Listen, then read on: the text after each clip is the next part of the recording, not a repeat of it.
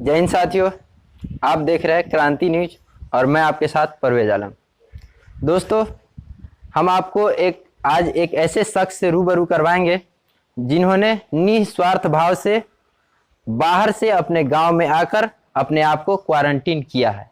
जब सरकार और समाज ने हाथ खड़े कर दिए तब उस एक लड़के ने अपने आप को निस्वार्थ भाव से अपने गांव से अलग थलग क्वारंटीन में रखा है। दोस्तों, इस लड़के ने ऐसा करके अपने समाज को यह संदेश देने की कोशिश की है कि वह अगर चाहे तो अपने समाज और परिवार को स्वस्थ रख सकते हैं इस कोरोना बीमारी से।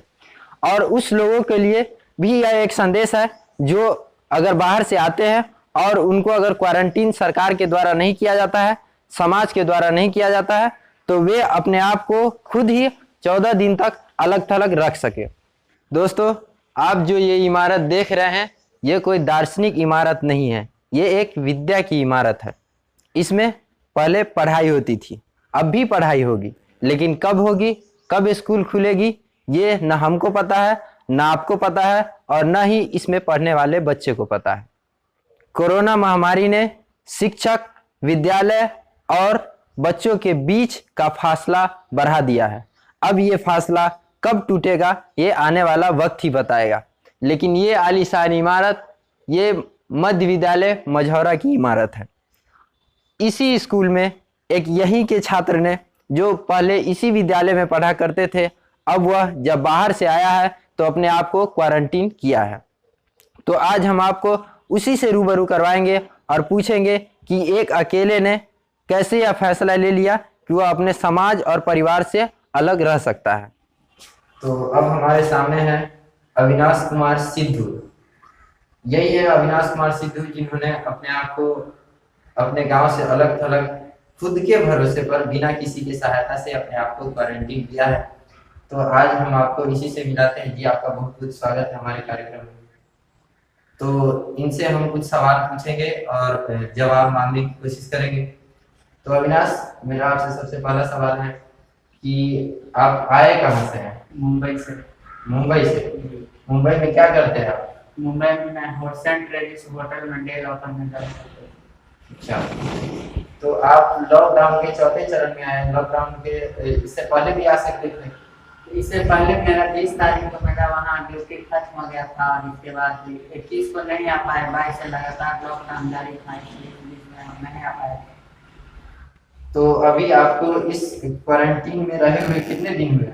अभी आज 4 दिन हो गए। 4 दिन हो गए। तो पूरे 14 दिन रहना है या फिर कुछ दिन और बढ़ाइएगा? 14 दिन, कम से कम तो 14 दिन रहेंगे। अच्छा। तो अब यहाँ पर खाने पीने की व्यवस्था कैसे होती है? खाने पीने का व्यवस्था घर से मंगवाते हैं। घर से मंगवाते हैं? हाँ। तो आपने देखा कि यहाँ पर खाने की पीने की जो व्यवस्था है वो इनके घर से ही आता है। तो और सोने का व्यवस्था ऊपर ही बनाए हुए हैं? हाँ, सोने का व्यवस्था ऊपर है। तो आप रात को अकेले रहते हैं, डर नहीं लगता आपको? रात को नहीं, अकेले नहीं रहते हैं। 10 बजे के बाद पापा जी आते हैं सोने के लिए। 10 बजे के बाद पापा जी आते हैं? हाँ। तो आप अपने पापा के साथ भी सोशल डिस्टेंसिंग बना कर रखते हैं? जी, एकदम सोशल डिस्टेंसिंग है, क्योंकि मैं रूम के अंदर सोते हैं और मेरे पापा जी रूम के बाहर सोते हैं, बरामदा में। तो वो रात को आते हैं और दिन को चले जाते हैं? हाँ, दिन को सुबह 5 बजे चले जाते हैं। तो अभी तक आपको कोई सरकारी सहायता मिला है कि नहीं मिला? नहीं, कोई सरकारी सहायता नहीं मिला है। लेकिन जब हम यहाँ रहने के लिए आए थे स्कूल में, तो इस स्कूल के प्रधानाध्यापक राम प्रवेश जी से भानु ने चाबी लाया था और रूम खुलवा करके हमको सर से बात किए थे। इसके बाद सर ने हमको बोले कि यहाँ रहो।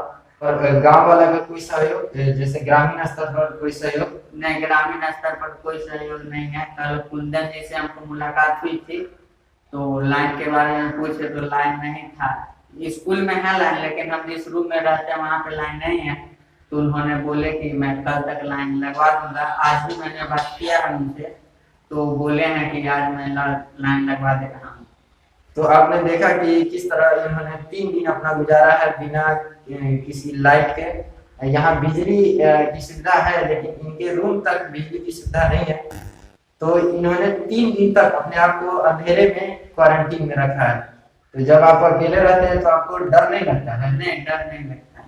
बिल्कुल डर नहीं लगता है। रात को रात को 10 बजे के बाद पापा जी आ ही जाते हैं, इसलिए डर नहीं लगता। तो आप लोगों ने देखा कि किस तरह इस लड़के ने एक छोटे उम्र के लड़के ने बिना किसी सामाजिक या सरकारी सहायता से अपने आप को अलग थलग अपने गांव के ही सरकारी स्कूल में क्वारंटीन किया है। तो अब हम आपको दिखाएंगे कि इनका बेड कैसा है और ये रहते कैसे हैं, इनका रहन सहन के बारे में आपको दिखा रहे हैं।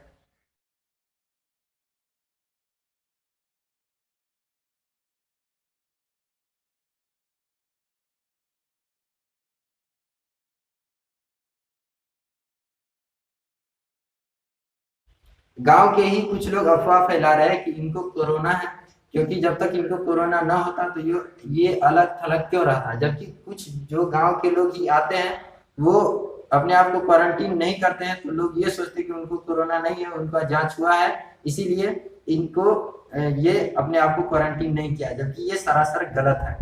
इन्होंने भी अपने आप को स्क्रीनिंग करवाई, जांच करवाई, लेकिन फिर भी इन्होंने अपने आप को गांव से अलग थलग, अपने परिवार से अलग थलग खुद को क्वारंटीन किया है।